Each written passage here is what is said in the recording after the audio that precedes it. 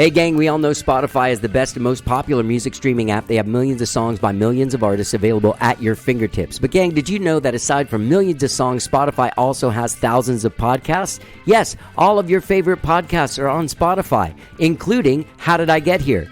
That's right, we're on Spotify.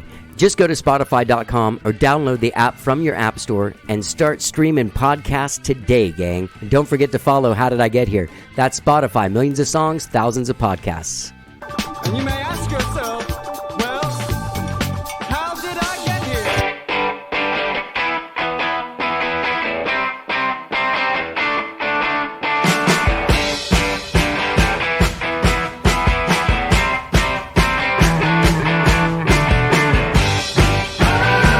It's time for How Did I Get Here? And now here is your host,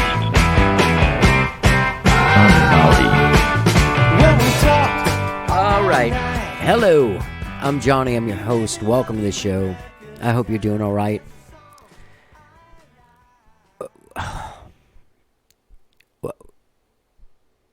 What happened last week, the murder of George Floyd, exposed once again that our system is racist. That our system doesn't work for everyone. Our country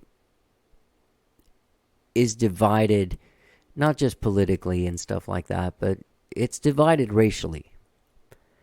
And until we become an us, other than referring to us and them and they, we're not going to be able to move forward or eradicate racism. Until we get out there and really look at the ballot when we vote, and looking at the down ballots, what sheriffs we vote for, what judges we vote for, what city leaders we vote for, and what they stand for. We're not going to be able to get past this. Obviously, our country is sort of rudderless right now as far as a leader goes. As far as like a direction, there's chaos. We elected a man into office that is an agent of chaos. And that's what he thrives on. And obviously that has to change, but also the down ballot things, all of the judges, all of the sheriffs, all the city leaders, all the state leaders. Those are people that directly affect us. That's what we're seeing right now. You're seeing cities that have a great police chief that gets involved with the protesters in a positive way and tries to show their empathy as opposed to their muscle. You know, this is a very, very, very telling time. And it's happening in an election year. It's happening at a time when a lot of us have time on our hands to look up these people, who we would be voting for. Who can we take out and replace with someone with an open mind? I shouldn't even say it's not even different, just like a good way of thinking, a non-racist person. This is the time that we do that. And I'm very sorry. I'm very sorry to Mike Ramos's family. I'm sorry to all the families that have experienced this kind of shit, but we're in this together, whether we like it or not. Everybody. And we got to find a way to view each other all as equals. That's why we're all here in America. So let's do that. Let's try and do that. And I'll try to find a way to segue into today's guest. Sorry. I have a great show for you guys today. I really do. Singer-songwriter Bob Hillman is from San Francisco. He's my guest today. He's got an album out called Some of Us Are Free, Some of Us Are Lost.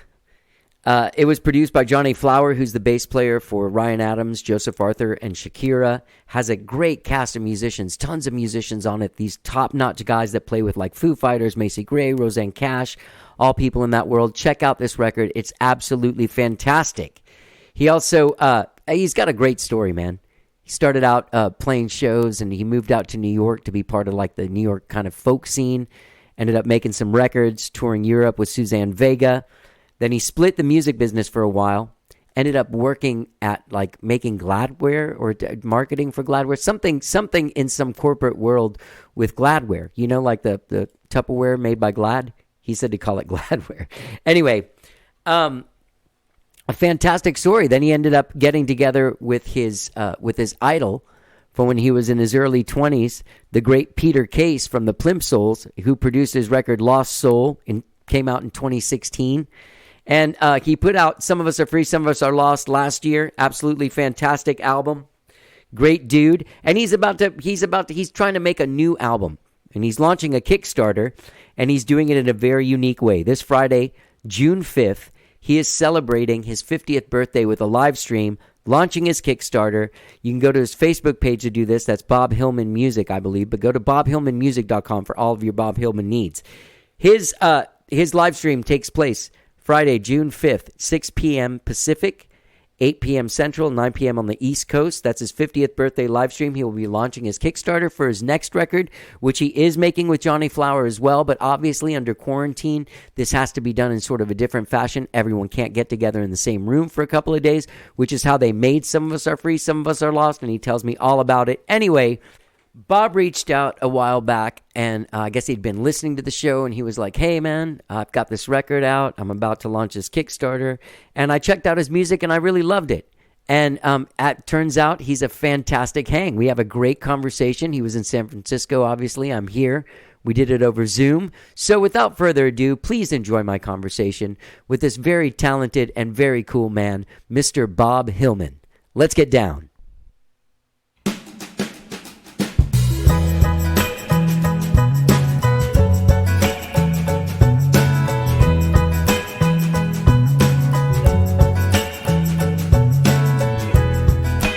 Made a motion as if to leave at 11:30 on New Year's Eve.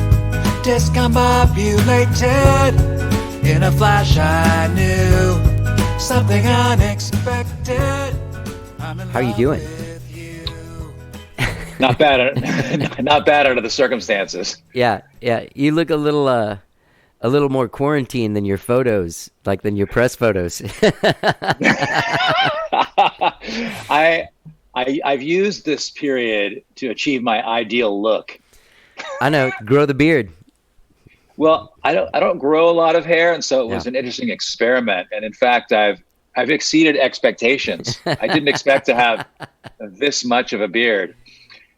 There's some internal controversy about my look that will be resolved, I'm sure, in a few months once the restrictions are lifted in San Francisco. Yeah. You've got kids, right? So you've got stuff to do all day. I do have kids. I have a 5th grader and a 7th grader, and they're both in, homeschooling / distance learning. And I left them alone at first. That was not working. In particular, my younger son was disappearing from class.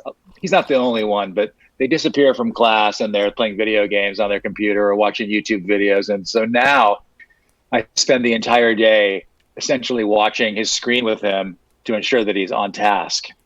And he'll still find ways to beat the system. Some way to put that Spider-Man or Circus Rock magazine inside of your history book while you're in class, pretending to read the thing. It's really too bad that the modern equivalent is so lame. Back in the day, the kids would have been sketching Black Flag logos. Right. But now they're like, who? What? Dude, I love this album. Some of Us Are Free, Some of Us Are Lost. And I thought when I was just listening to it and stuff, I am, to preface all of this, I am a huge Jules Shear fan. And obviously you've heard this before, that your voice is very similar. Like just the quality of your voice, like the timbre of your voice is. Yeah, I've definitely heard that before. Yeah. I think Jules Shear is not known as the greatest vocalist in singer-songwriter history, but of course he's a good singer. He's a great singer. Yeah. So are you, man.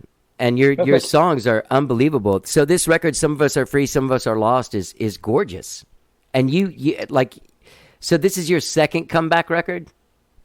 It's my second comeback record. So I had a brief run in the early 2000s where I went from open mics to playing the Fillmore and touring Europe at the opening act level.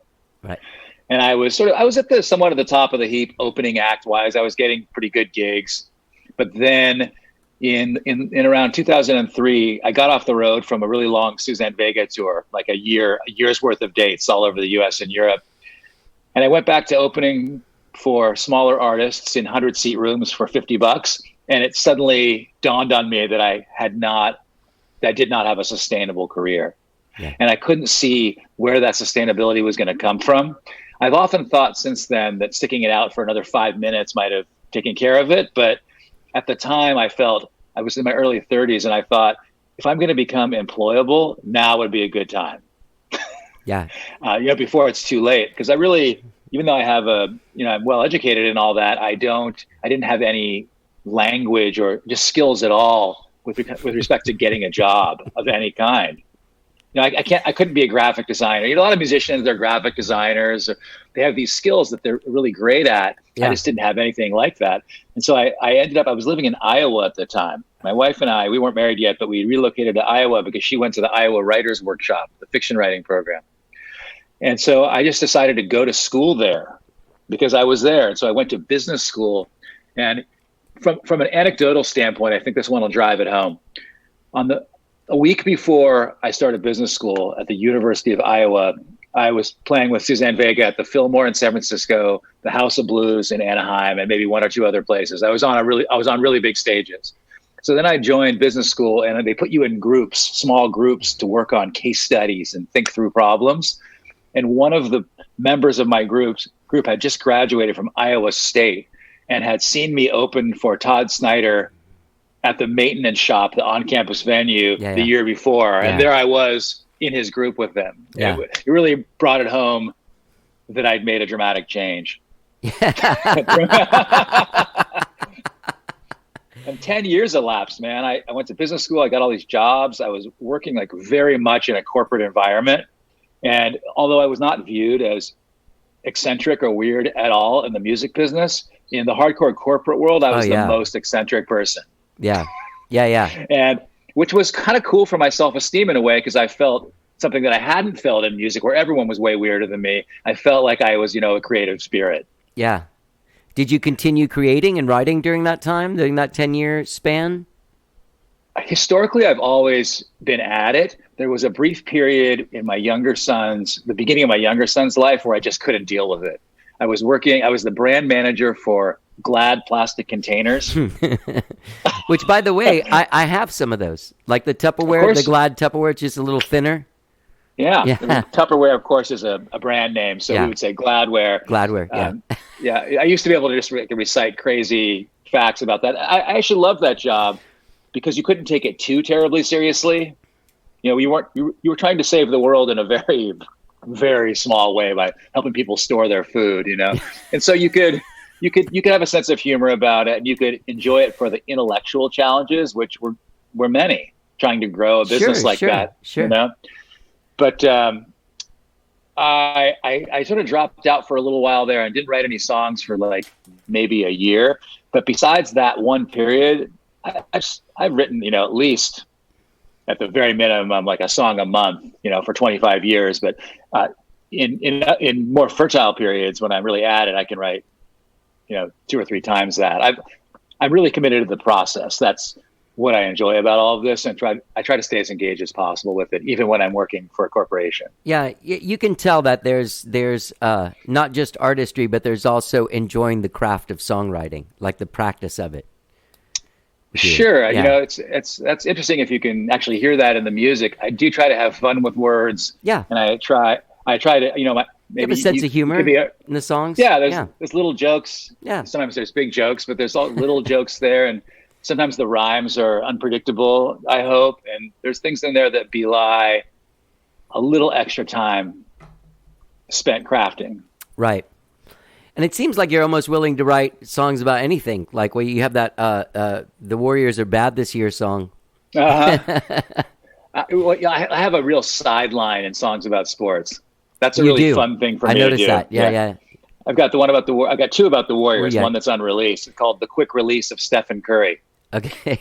And I've got the one about Magic Johnson. I've got one about Kareem Abdul-Jabbar. I've got one about Kobe called The Complicated Legacy of Kobe. Yeah. That I just wrote. I've got one about AC Green. Do you remember him? No. He was the guy that drove OJ. No. That's AC Collins. Sorry. Yeah, different guy. I'm not even sure if that's right. AC Green was the Jerry curled power forward for the Lakers in the late 80s, who was famous for being a very rugged player, but also being celibate. Oh, okay. He was the Iron Man because he could resist anything. And his teammates, who were the exact opposite of celibate, would send, prostitutes to his hotel room and try to lure him. So I thought that would be a good song. So yeah, I do love writing. I've heard novelists say sometimes they write like one big book and then one entertainment. Yeah. And I do that to some extent. It's hard to keep going on the long, multiverse, no chorus, endless song, heartfelt songs. It's hard to keep going on those over and over again. So it's fun to refresh. Yeah, totally. So, all right. So when you went to go make Some of Us Are Free, you got together with John. How do you say his last name? Flower. Johnny Flower. Yeah. Okay, Johnny Flower. So my first comeback album was Lost Soul, and that one was produced by Peter Case. Right. Yeah. So Peter Case and the engineer Sheldon Gomberg, who used to be a super heavy session bass player in LA, now has a studio. They hired Johnny to play bass on that album, Lost Soul. And it turns out that Johnny and I had a bunch of friends in common. He played with the Weepies, who were friends of mine from the old days. I remember that band. They're still happening. And he also played with Dan Byrne, someone I'm friends with and who had opened for a million times. I know Dan Byrne. Who's Dan Byrne? Just like a super great songwriter who sounds a bit like Dylan or Elvis Costello, but has a whole new vocabulary for all sorts of songs. A really breathtaking artist in many ways. But Johnny and I had a lot of friends in common, and after we made Lost Soul, I ran into him when I opened for the Weepies in San Francisco, and we sort of hatched a scheme. I had an idea for an album, and he was into it and put it together pretty quickly, in fact. Yeah, and you had an all-star cast of musicians like coming in. Did everyone record together? Is that kind of like the old school, like? Yep, those were the days when you would go into a recording studio you'd be more than 6 feet away from each other, but you would be all together. Yeah. No one would be worried about touching or breathing. And Johnny, besides being like a master musician, Johnny has a master Rolodex. He's been in LA making music for a long time, and he's really tapped into the musicians and knows who to choose for a particular project. And so that was like a real ace in the hole, because I don't know, we can get musicians to play on our projects. That's not a problem, but it's really great when you have someone who has a direct line and people who want to work for someone else. Yeah. Yeah. So you guys would go in and you'd do it old school, where you'd play them. Would you play them the song? Like they'd all be sitting down and you get up and play the song and sing it. They'd all kind of make their little charts and kind of figure out their parts, and then just basically like a Wrecking Crew session.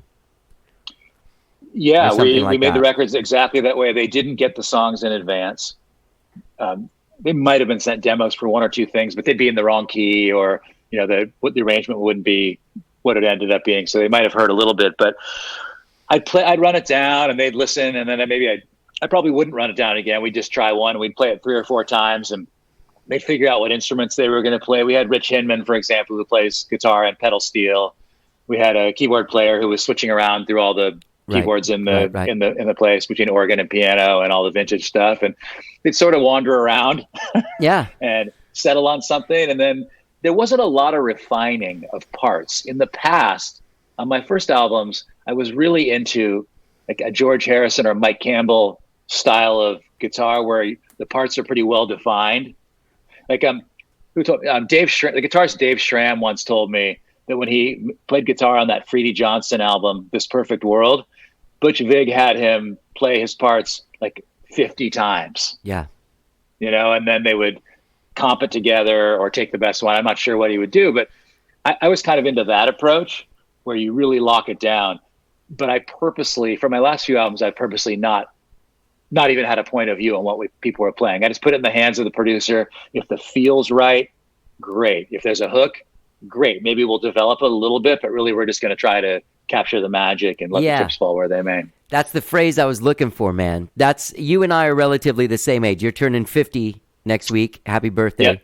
Thank you. I'll be dropping this show on Monday, so it'll go, because you're going to announce your Kickstarter and stuff that day? Yes, I am. Okay.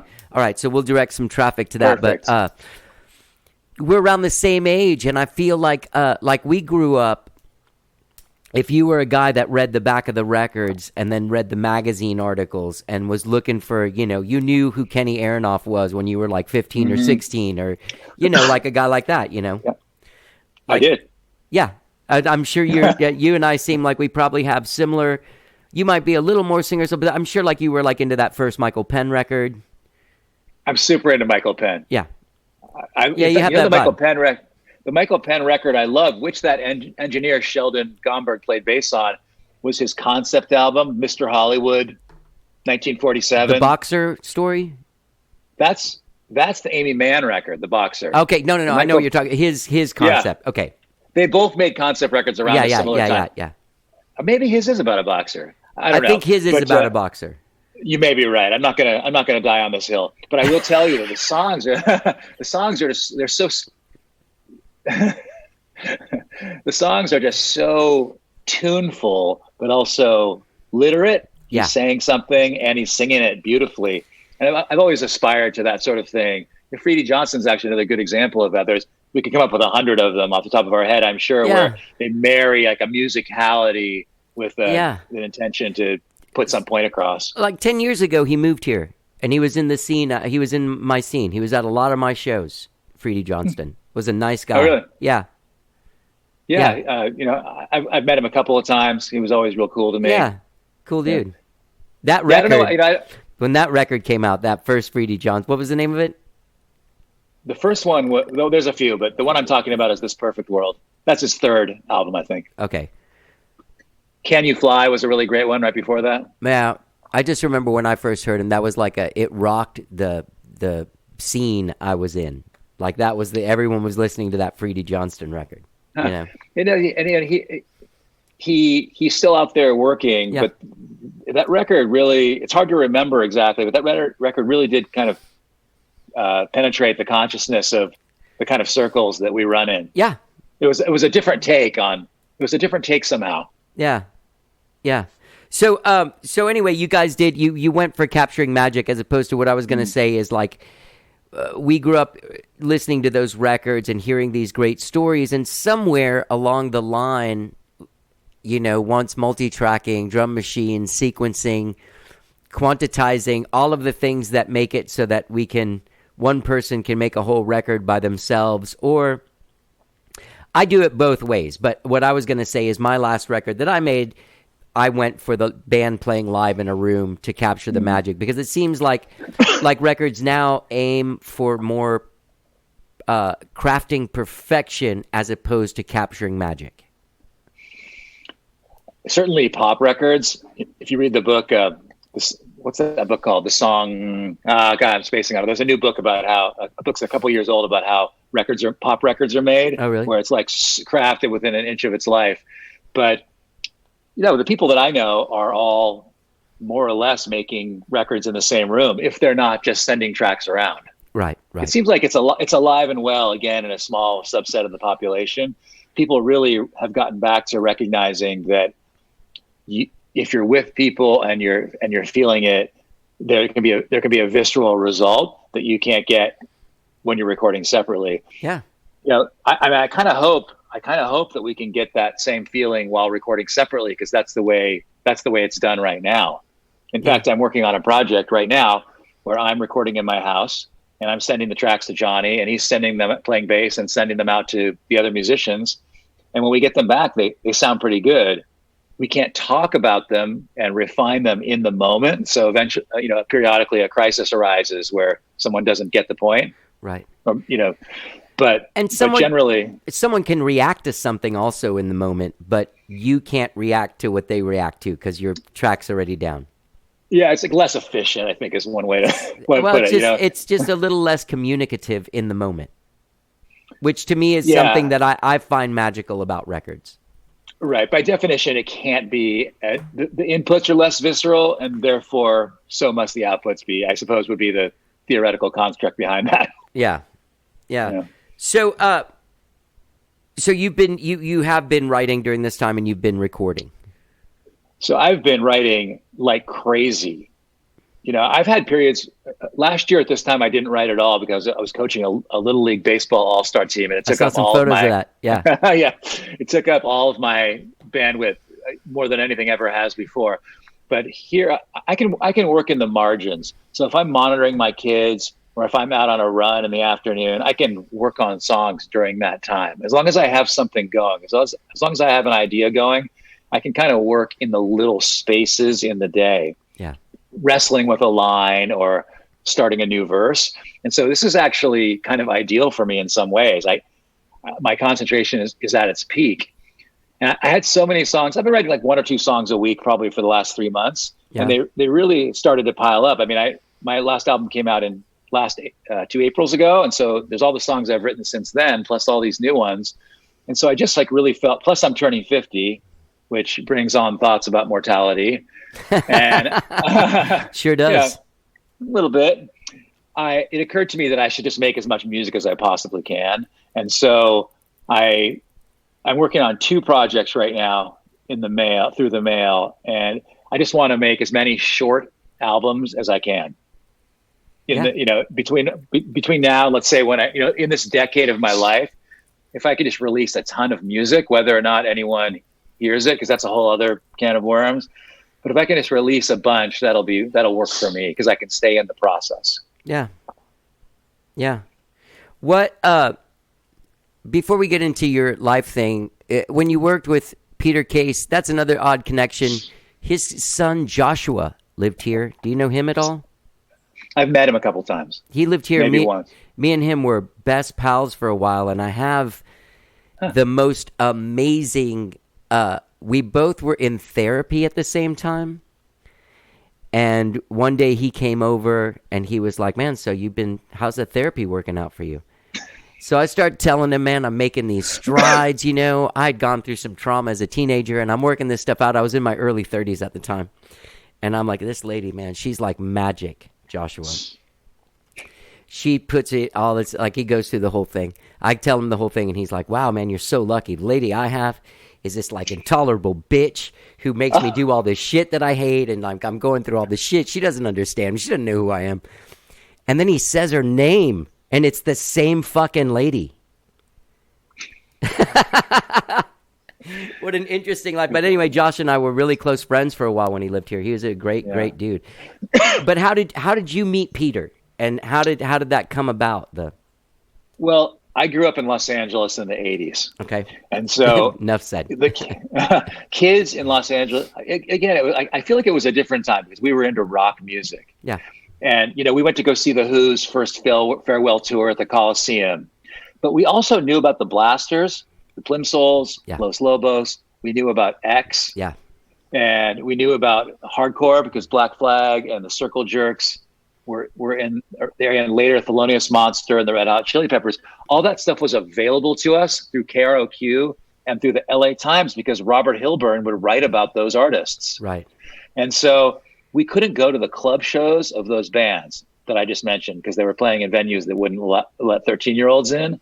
But the music was there. And so I knew the Plimsolls when I was 13 years old. And I saw them in Valley Girl like every kid. Mm-hmm. And, I went to must have been the Blasters' biggest show ever because they played the Universal Amphitheater.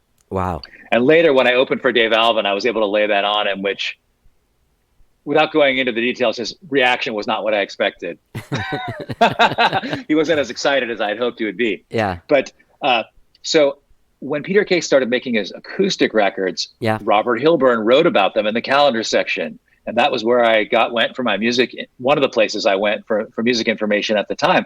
I checked out the second album, Blue Guitar, and it really spoke to me. It was sort of a proto-Americana thing. It has that John Hyatt Bring the Family sound, but before Bring the Family came out. Right. And it has all these great musicians on it. Jim Keltner plays drums on that record. Right. It's just like a who's who.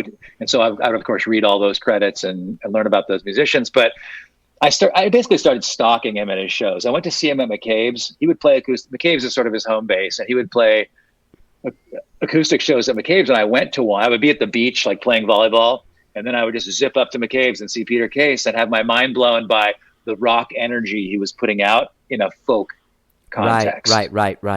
Yeah. Like, oh, you can write songs about. I mean, not that I necessarily want to write songs about homeless people, but that's kind of what he was writing about at the time. Yeah. It wasn't campfire music. Right. It was like really penetrating, idea-based songwriting that rocked without turning up the guitars. And it like spoke to me like you wouldn't believe. And so for a couple of years there, I would go see him in San Francisco when I was in college. Once I was driving through Chicago and I caught a show of his at Shuba's, and I would talk to him after the shows, and he would talk to me. Yeah. And then I moved to New York. Some artists will do that. Like some people will just do that. He was fun. Like we would talk for like a decent amount of time. Yeah. And he's like a very generous, as has played out in our friendship since then. He's a very generous person. But I moved to New York in my 20s. I was going to reinvent myself as a singer-songwriter, and I fell in with a whole different group of people than I'd ever been with before. And I wrote my first batch of songs and sent them to an address on the back of one of his albums, a P.O. box, because I felt such a connection to what he was doing that it felt right. Yeah. It wasn't desperate. Sure. It was like I came by that move honestly. It's maybe the only time I've ever done it. Yeah. But he called me on the phone and left a message on my answering machine. Peter, my favorite songwriter, like called me up and was like, "Hey, I like what you sent me." And by the way, the songs weren't good. They were my first songs, but he heard something in them that made it. Maybe he calls back everyone, for all I know. But he heard enough in those songs to call me, and that was like in 1995. Okay. And we kind of kept in touch, sometimes more, sometimes less, until around the 2010s. He actually moved up here to San Francisco from Los Angeles. And at the same time, I was kind of getting out of the corporate world. And I was sitting in a cubicle one day, and it occurred to me that I should just ask him to produce an album. And so I called him up, and that began the 1 or 2 year journey of making Lost Soul happen. Mm-hmm. But it was like let's just say I played a long game on that one. Yeah. Yeah. From admiring the Plimsolls when I was 13 to when I was like in my mid 40s, sitting in a, sitting in a studio with, what happens when you're in a studio with someone for a couple of weeks, like either you become enemies, either you hate each other, or you become friends. And usually I become friends. It's actually one of the things I love most about recording, which I'm not getting. Like right now I'm working on a project with all these great musicians, Jay Belrose, the drummer, and I'm not actually meeting them. You're not having the hang, like almost like making the music is magical, but really the icing of this whole thing is like getting to spend 2 weeks in a room with Peter Case. You know what I mean? I mean, or anyone. It's like almost. It's or Johnny Flower. 49%. Yeah. The hang is so important, and just so dude. Having the meal together, going back to work, solving the problems, having a fight, working it out. It's beautiful. Uh-huh. And there's that sadness, like the last couple of days of the sessions where you're just like, "Fuck, it's over. We're all gonna go our separate ways." Off. Yeah. And then you're sitting there mixing it, and it's like really lonely. Yeah, you're with a different dude. The team's not there anymore. So you friend them on Facebook, and then it's all over. Hey, Ethan Allen did your last record. That's right. Yeah, that guy, is he, like, I remember him from when wasn't he the guy, the house guy at that place in New Orleans that Daniel Ethan Lenoir Allen. had? Ethan, I don't want to get this wrong. I don't know all the details. So Ethan mixed Some of Us Are Free, Some of Us Are Lost in his, little home studio in Silver Lake. Okay. I know he's worked extensively with Daniel Lenoir. I think of him as a Daniel Lenoir protege. Yeah. I think it's fair to say that. That other engineer, Mark Howard, was also in the picture. But when you mention an artist, he'll often say, oh yeah, I worked with that artist with Daniel. Yeah. And now he's mixing a Ben Harper record right now. He works with Ben Harper all the time. He worked on, when he was mixing my record, he was also in pre-production for that latest Mavis Staples one. Wow, and so awesome. we could ask him about, it was fun to ask him about that in the early days. So, whoops. What happened? I'm getting hold on a second. Okay. I'm getting a very intrusive phone call right now. Oh. Stopped all my video and stuff. That was actually Johnny Flower calling me up. What? Maybe his ears were burning. Can you see me still? Yeah, I can totally see you. Can you see me? I don't know what. I got to get back to the. Got to get back to the island, baby. You got to love this. In probably most of these kinds of conversations these days, there's a part in the middle of it where like someone's dog jumps on them, or like the internet goes down. Their producer calls on the phone. Yeah. We had a very minor crisis yesterday, which hopefully he was calling to confirm that we resolved it. Oh, that's good. I hope that's happening. Very so yeah, minor. Ethan Allen. I remember that guy. Yeah. I also know another guy named Ethan Allen who's a roadie, a very famous roadie guy. So, but yeah, I remember that. I remember seeing Ethan's name because I think that's why. Because I knew Ethan roadie guy before I knew of this guy. And when I saw it, I was like, "What? Ethan stopped tuning guitars? He's engineering records for Daniel Lenoir." Different guy. Yeah. Yeah, he was a great guy to just another example of a great guy to work with. And I sat in a pretty dark room with him for 5 or 6 days, and while I would say there were some dull moments while he like cleaned up the tracks and set them up, it was just a really enjoyable experience with a super nice guy. Yeah, those are always fun. So you're from LA? That's where you were born? Yep, I grew up in Los Angeles. I was a beach kid. Okay, yeah, you were volleyball in Santa Monica. When did you find music? Like when did you? I found music early. Yeah. Yeah, I would bang on my grandmother's piano type situation, and then the piano suddenly showed up at our house, and I got piano lessons. And there was a music store in our town called the Slippery Disc, and the Slippery Disc sold LP records, had video games like Donkey Kong, and I started taking drum lessons there. That was what happened after piano. I asked for drum lessons. Every time I've asked for lessons, I've gotten them. So I took drum, and then I asked for guitar lessons. What? And my guitar teacher, go ahead. Your guitar teacher. I was going to say that my guitar teacher, Terry Keller, just moved to Austin. He's actually not working as a musician at this point, but we became friends again through Facebook after all these years. Oh, really? And yeah, your guitar teachers when you're young can be pretty meaningful in your life. And Terry and another guy, Peter, were that way for me. I had some mentors. My guitar teacher was completely non-inspirational. Oh, that's too bad. Yeah, she's like, it was very lame. She had terrible taste in music. My guitar teachers were like lifestyle coaches for me. Yeah. They weren't very much older than me, it turns out. Oh, yeah. And for many, if I was 13, they were probably 22. Right. And for many years after, there was no way to stay in touch with those people. They went off and did their thing. Right. And for like 20 years, I thought, who were those guys? Like, what was their musical life really like? Yeah. And when I became friends with Terry again, I got to ask him all those questions. And, the answer is like fairly mundane. Like he wasn't, off doing some crazy things. He was just like a regular guy trying to make it in show business. Yeah. But it's not often that you get those questions back in those days, questions answered. Right. All right. So you took guitar lessons, and when did the dream take hold? Like, when were you like, this is what I want to do? I was never one of those practice black dog type guitar players. Right, me neither. I wasn't, I didn't like Van Halen even particularly. I guess I can admit that, at this point. But I did like Led Zeppelin. I did learn Black Dog, but I just like to sit around singing songs. Yeah. And I got really into the singer-songwriters, Yeah. classic rock oriented stuff, in my late high school years. And so I started to think like, oh, maybe I could do something like this.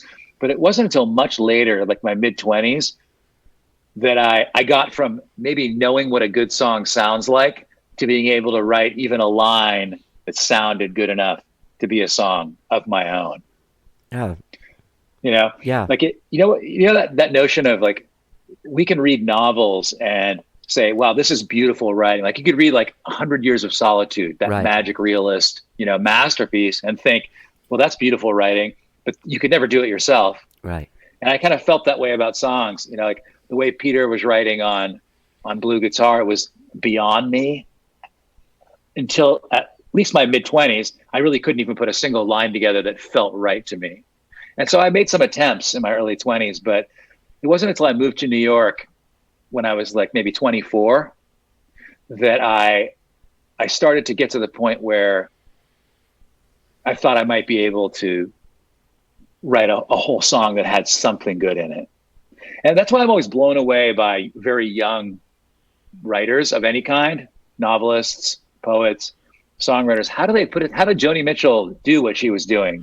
Dylan's another thing. Maybe Joni Mitchell's another thing too. But plenty of songwriters feel fully formed in their early 20s, and I just can't relate to that. How do you? Yeah, how do you they do found their voice at a time when you. How did they find it that fast? Yeah, they could like write kind of poetically. Well, You know what? Like a stooge. There's. I mean, I feel like there's people that are born with like a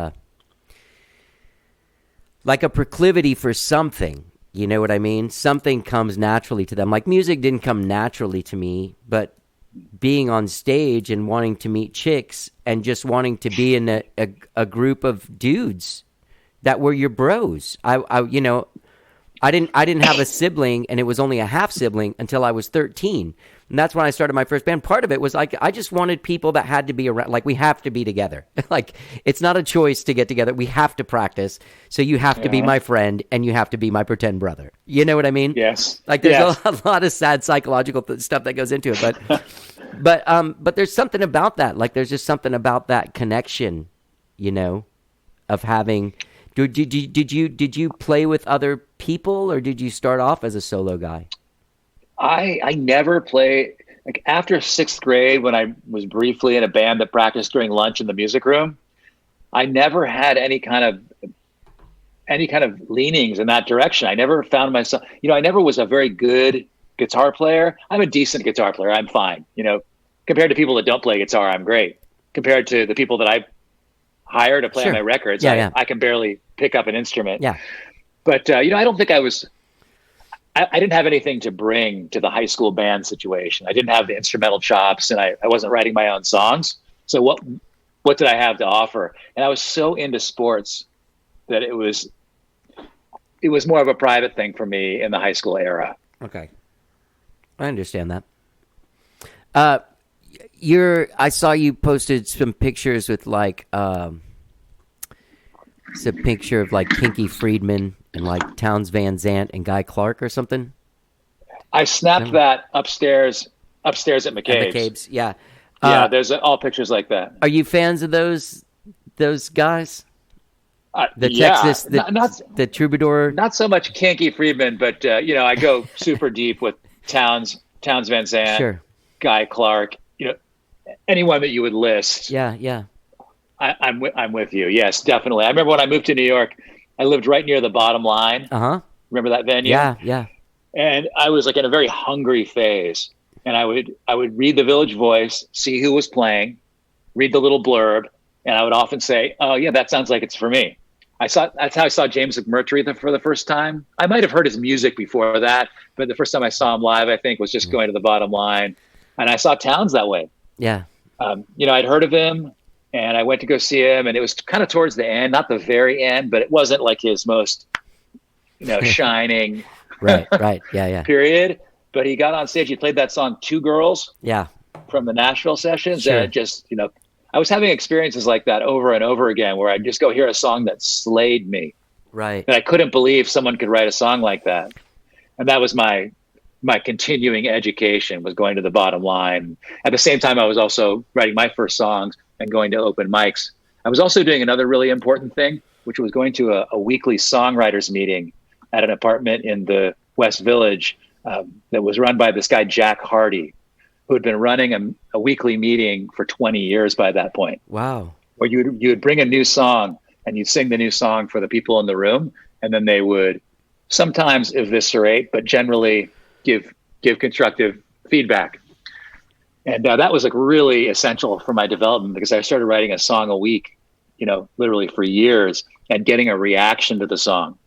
And I wrote many, many songs that weren't working, but eventually maybe started to break through a bit. And I've actually kept that regimen going basically until today. I still have a weekly group. I just convened a Zoom group, in fact, that meets weekly to do the same thing. Some of the same people that were in the Hardy group all those years ago. Really? Wow. Yeah. Do you I ever like a deadline. Yeah, that makes a huge thing. Accountability, Yeah. like you can't walk away from the thing. You got to finish it. You got that meeting. Same thing. I do these songwriting games. I don't know if you know these, where someone has a title and they send out the title to a bunch of people, and then like day after tomorrow, you got to turn in a song. Yeah, I've heard you talk on your podcast about that specific game, so I'm familiar with that and other concepts like it. There's more than you think. A lot of people are out there creating false deadlines for themselves, and it's amazing how well it works. If you need to show up in a room or submit something, it turns up the heat. Accountability, yeah, because it's difficult when there's no one. Yeah. I find that when I don't have a band, like I play in this cover band Skyrocket, which is basically I make my living. I do solo shows. I play with other people. I write songs with people. I do this podcast. And my own solo career has kind of taken a back seat to everything. But I forgot where I was going with this. But there's something about, it's different when you have a record deal or you have a publishing deal. You have a manager calling you, hey, did you finish that song? And then all of a sudden you go into this free thing where you're like, start writing a song. The phone rings. Hey, did you see that email I sent? And you're like, oh, yeah. And then you get on the email, and then like an hour and a half later, you've lost the vibe. You know what I mean? But somehow the accountability and having to turn something in, and you don't want to look like a chump in front of your bros. You know what I mean? Yeah. I what it does for me is it forces me into the headspace. If you haven't written a song for a little while, it can be very hard to dig back in to that headspace. And so if you're writing a song a week, which for years I haven't done it. I'm doing it now for the first time in years. I find that I'm constantly in the headspace, and sometimes there's a feeling of desperation. That feeling of desperation starts for me the second I finish a song. The second I finish a song, I think I'll never write a song again, but I know I have to write another one for the next week. And at this point, I trust the process. I've been through it so many times that I know that feeling is like a red herring. Yeah. And I say it to my wife sometimes, like, oh, God, will I ever write a song again? She just like rolls her eyes at me, because she knows that I know that I have it in me to have another idea. And usually, like sometimes a couple hours later, even I can say, oh, don't worry, it's all good. Yeah. Back on track.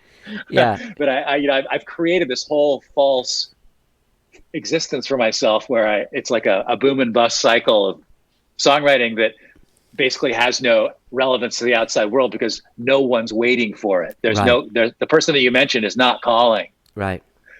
I have to call that person, or I have some person. I have no team exactly, but I just create it all for myself so that I can stay in the process. And I have the kind of friends who have the same problems. What I mean? They have the same needs, and so we just sort of support each other. Yeah. Can I be in your group? You could be in my group, yeah. What do I have to do do I have to pass some kind of initiation? Usually we have a gauntlet where we line up and we take old guitar strings and hit you on the back with them, but that's not safe at this time. Right, of course. So if you really wanted to be part of it, we would just have to connect later. having grown up Catholic, thinking of a gauntlet of people whipping me with old guitar strings really rings home for me. It's very. It would be a little unfortunate if I triggered you on the podcast and there was a meltdown, psychotic break. You know, someday someone's gonna do it. Someday someone's gonna hit the right combination, and I'm just gonna lose it. It's probably inevitable the more time you spend interviewing people. Yeah, I think it is inevitable. So what are you starting this Kickstarter for? So I alluded to this earlier in the interview. That's my feed. Yeah, a perfect transition by us. So I'm working on two projects right now. One is called Inside and Terrified. Okay. That's the working title. It's 5 songs I wrote in April, right at the beginning of the lockdown. And it's sometimes more on the nose and sometimes less on the nose reactions to the situation. Okay. So, I recognize that the idea of making a COVID-19 record is maybe not appealing to some people. I'm not sure if I want to listen to any of them, but what I'm going to try to do, I've got these songs, I believe in them. And so I decided just to make the record and try to make it really sound really beautiful and have the lyrics be beyond, we're standing 6 feet apart from each other. Hopefully dig a little bit beyond the obvious and make it a compelling piece of work. So that's a tough thing to do. It's a tough thing to reflect current events in society in song without dating them, without making them too literal. You know what I'm saying? That's why a record like blowing in the wind it still gives you whatever feeling it gave you then, because it doesn't specifically point out by name or place or. I don't mind dating myself a little bit on this one. I want to make a record that's of the moment, but there are some songs that will transcend that. If you were listening to them at a different time, you wouldn't know obviously what they were about.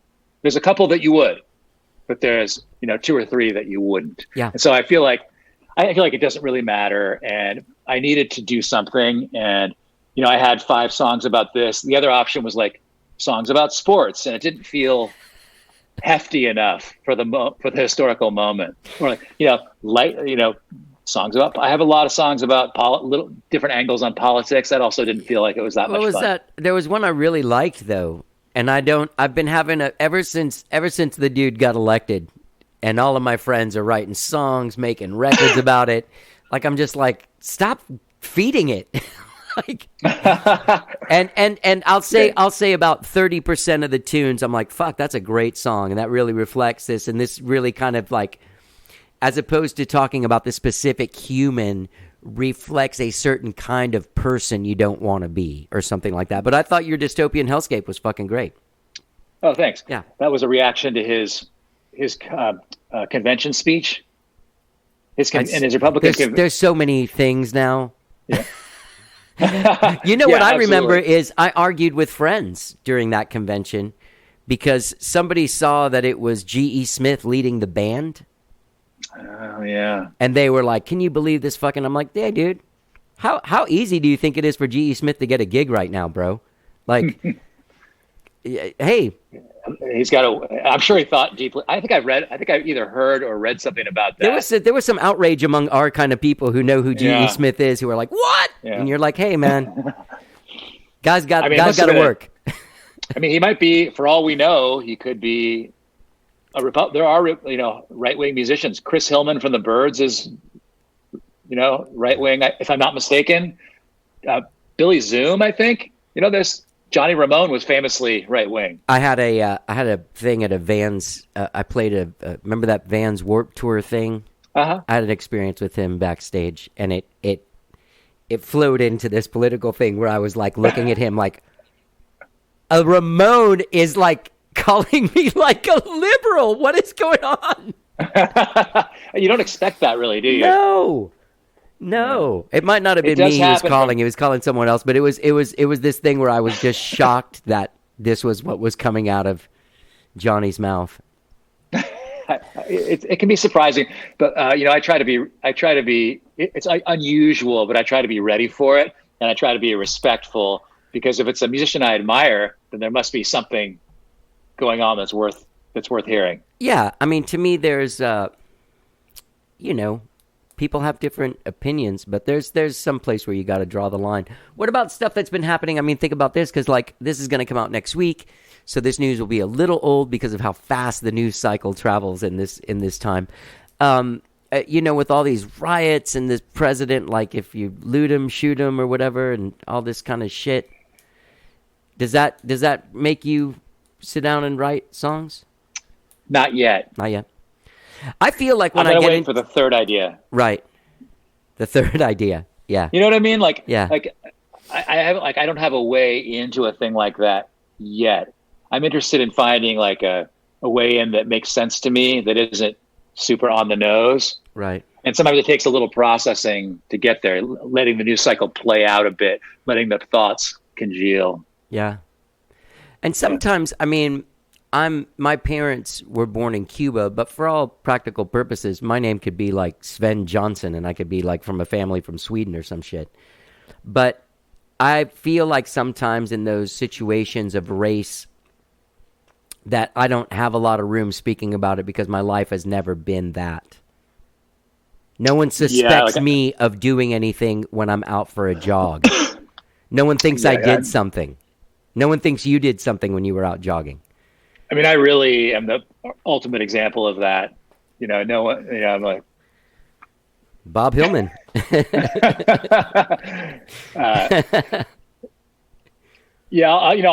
not going to necessarily go into that, but let's just say no one ever challenged me on the street. No. As a white man. A cop never, like, I have great relationships with cops, and I've come across a couple of dickheads, but for the general, and I know that it's because, I don't pose a threat visually to them in any way, Yeah. Anyway, well, that's all tough stuff. So I got this project. Sorry. I'm launching. No, it's fine. I've listened to your podcast a lot. I know how it works, man. I was ready for that. I have to run a Kickstarter for this record, because I overextended myself on my last record. Okay. I did a Kickstarter for Lost Soul, and that was great. I felt bad about asking for money again just a couple of years later. And so I financed it myself and got it done, but I really can't do it again. And so I'm going to ask for a relatively small chunk of change here, $7,000, and that'll take care of paying musicians well, which is like super important at this moment, and paying the mixing and mastering engineers, and just doing, that's what you pay to get great musicians to work with you. And I'm happy to do it. Yeah. So I'm going to launch a Kickstarter for that on my 50th birthday, which I think is convenient, because some people will want to help me celebrate my birthday or even get me a gift. And this is a great thing for them to, smart, a great option for them. I'm working on another project. If I can get above my goal, I'm going to start financing my other project, the concept for which is noise folk. Okay. That sounds cool. So there's a guitar player named Jerry Leonard, who was Suzanne Vega's guitar player when I was touring for Suzanne. Mm-hmm. And he got hired away during that time by David Bowie. Yeah. And he ended up working with Bowie and being Bowie's last music director. And for years, he's he's a very atmospheric guitar player, known for making soundscapes. Mm-hmm. And his solo project is called Spooky Ghost, which is him improvising super interesting, crazy soundscapes, sometimes by himself, sometimes with musicians. And for years, I'd wanted to work with him on a record where I do almost like British, like Burt Jansch sounding guitar and vocal recordings, like really close mic'd, guitar and vocals, mm-hmm. and him building soundscapes around them. That's awesome. So that's the other project I'm working on. It's called Bob Hillman and Spooky Ghost. It's been going for 2 years because Jerry was busy actually working. Yeah. And so in that regard, nothing could have been better than a quarantine. Yeah. Because finally he's stuck at home, and even though he still has other things going on, he has found some time to work on this project. So what do So you I'm hoping to have both of these. do? You record yourself playing and singing and send it to him, and then he does the bed of noise underneath? Exactly. Oh, that's awesome. Yeah. I was recording that. I recorded those with my friend Rick King, who's a guitar player who has some. Before I had my home recording setup, I was having someone else record me in his house and sending it to Jerry. But now, necessity being the mother of invention, I can just record at home Yeah. for the new project. So I love that empowering aspect of it. I love being able to just do it myself and not rely on anyone else. And so it enables me to essentially do as many projects as I have time and money for. Yeah. I can keep doing 5-song EPs until the end of time, as long as I can go downstairs while the kids are asleep and lay down some guitar and vocals. Yeah. That's great. Yeah. Do they like your music? The kids? They do not. They think my music is ridiculous. That's awesome. They constantly insult my music, and maybe secretly there's something they like about it. Let me tell you what they like about it. On Lost Soul, there were 2 songs that had bad words in them, Of course. and that really resonates with them because I told them they can sing along because it's art. Right. There you The go. other thing they like, a long time ago, I wrote a couple of Star Wars related songs, and I think they have some connection. Like one's called "Let the Wookiee Win" about the holochess scene. Yeah. You know how Chewbacca does not like to lose. He's like a super bad sport. Yeah. Yeah. So I wrote a song about that with a bigger idea about how you would behave, like sportsmanship kind of idea. And I wrote another one called "These Are Not the Droids You're Looking For." Great. Kind of about how you play mind tricks on people in your life. That one wasn't as successful. Let the Wookiee Win's kind of good though. Yeah. Let the Wookiee win is good. Yeah. My kids have, even though they've had their Beatles phases, they've lapsed into pop music for the moment. That happens. I know I disappointed my mom when I went from, knowing all the words to Blonde on Blonde and saying like, no, I like Love Will Keep Us Together by Captain Tennille a lot more. I know that she was like, I mean, you can't control dude, you were going in such a great direction. She had to trust the process. She had to say, he has to go experience these other things to get back to the truth. Well, it's in classic fashion. She did not like this man, Ozzy Osbourne, and not because I'm going to tell you. Do you remember? So we're relatively the same age. Do you remember the concert on MTV that they used to show like Iron Man? He was wearing a blue jumpsuit, but he had taken the top part off, and so he was shirtless, and it was like Rudy Sarzo on bass, Tommy Aldridge on drums, and like the guy from Night Ranger on guitar. It was right after Randy Rhoads died. Anyway, Ozzy was doing a lot of drugs and he was bloated at the time. My mom didn't like him because he was satanic or there was an upside down cross behind him. She did not like him because a man that looked like that physically should not go on television or be in front of people with his shirt off. Right. He lacks self-respect. Yeah. Anyway, so June 5th, you're doing this 50th birthday live stream. The 5th is Friday, right? Yeah, so okay. Friday, June 5th, that's the actual 50th birthday. The dates have lined up pretty nicely for me. Yes. I did a live stream for the first time 2 weeks ago, and I really was surprised by how fun it was. Yeah. The way you can engage with the comments, you really feel a lot of connection to the people that are there. You feel a lot of love too. I was surprised, and there's no substitute for being with people in a room. Yeah. But this is another avenue that I certainly hadn't scoffed at it, but it hadn't occurred to me to be involved in it either. And so when I got asked to do one in support of a local venue through a promoter friend of mine, and I dug into how it was done, I found it appealing and it played out. And so I'm looking forward to doing another one. And I have a really great excuse to do it. I don't need to do it like randomly necessarily. Although that can work for people too. Yeah. To celebrate my birthday and to launch a Kickstarter, it feels like just the right thing to do at the moment. It's even better than having a local gig because this way I can include everyone in the world. I have everyone that saw you back in the Suzanne Vega era. I get emails from people periodically saying, I heard you opened for Suzanne Vega in Frankfurt.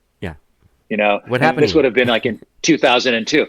Yeah, now they can answer that question because I have more of a presence. But for a while there, they were like, "Are you ever going to make music again?" And I would say, "I don't know." I'd politely say, "Thank you so much." This email is the kind of thing that makes me want to make music again. Yeah. Because there's someone out there. There's someone out there who cares a little bit. Yeah. You never wrote back, hey man, check out my Gladware? I'd be like, hey, have you ever considered this container for your leftovers? It like protects your food really well. But I don't have any kind of like, I'm one of the more experienced, accomplished songwriters to have kind of zero presence in the wider world. Like I can't seem to get my Spotify presence going. Like I got most of my songs are under 1,000, and I don't have that many followers on social media, and I feel like, while I don't necessarily deserve a bigger audience, I feel like I'm worthy of it. And I know, and I get enough feedback from the world. I get little pieces of feedback here and there. And once every few months, someone will say something to me, someone I don't know even will say something to me that makes me think I might as well keep going because there's a few people, it's connecting with people. Sure. And when you do a Kickstarter is a great motivator because not only do you get the financial support, but it's this wonderful vote of confidence. If someone gives $10 to your Kickstarter, that's a signal that person cares if you make music. Yeah. And I need a lot of that feedback. I don't get it from big audiences. I only get it in these little bites. Yeah. And it all adds up to keeping me focused on something that's like basically really fun for me and that I care a lot about. I don't want to have to give it up. And so if I get into a bleak state of mind where I think genuinely no one cares, I could see myself giving it up. But as long as I know that a couple people out there are interested, I can think, well, there's more people like that. Yeah. I just need to keep writing. I'm going to finally write the song that or make the record or open the door that reaches those people. Yeah. Yeah, man. So is it going to be on Facebook? Where is this live? Yeah, sorry. Okay. So it's going to be Facebook Live. Okay. There's an event set up for it.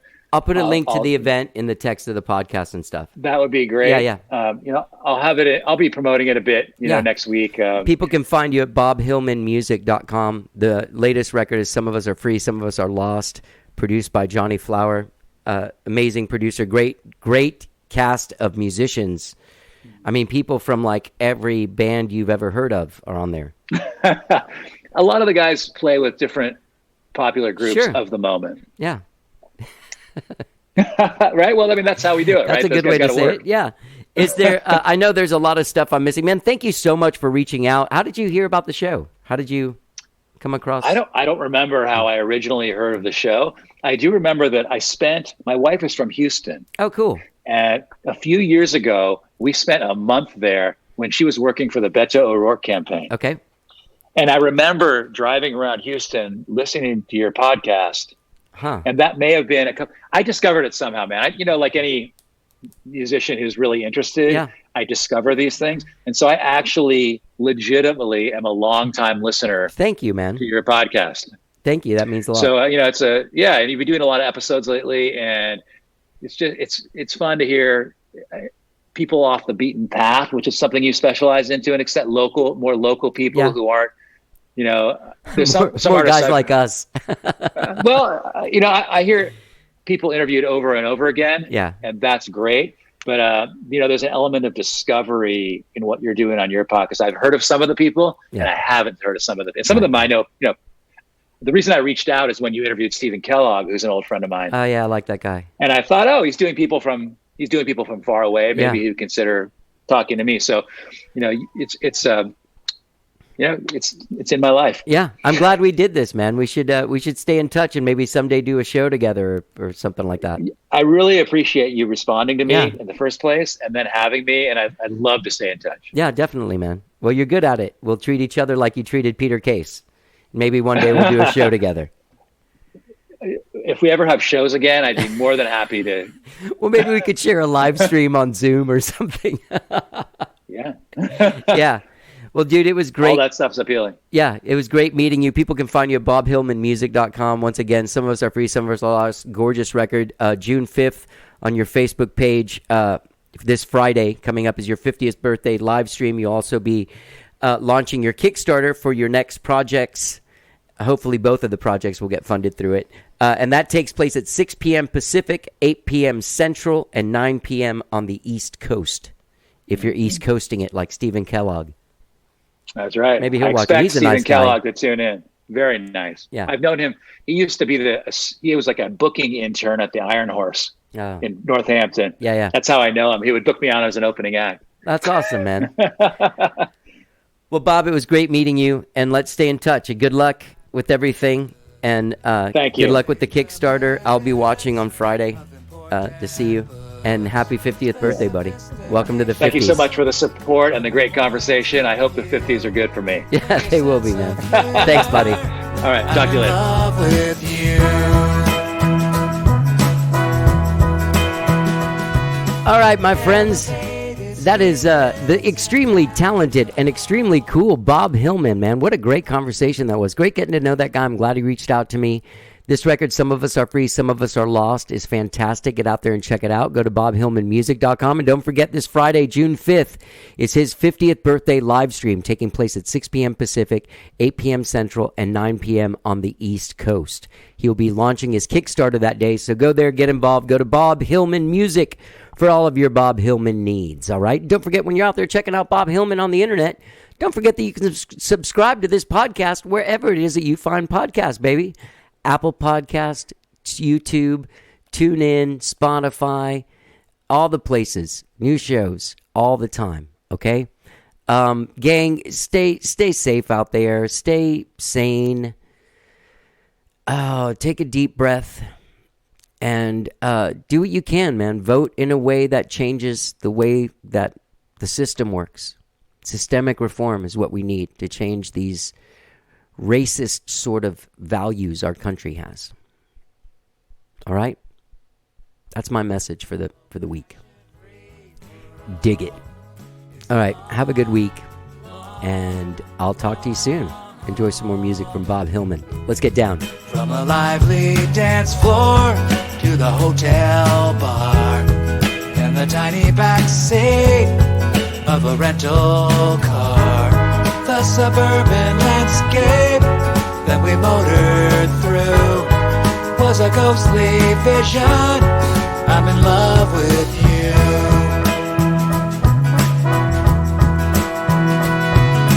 I remember churches and highway signs, white dresses and white lines. We can make decisions at decision time in a long, long, long time.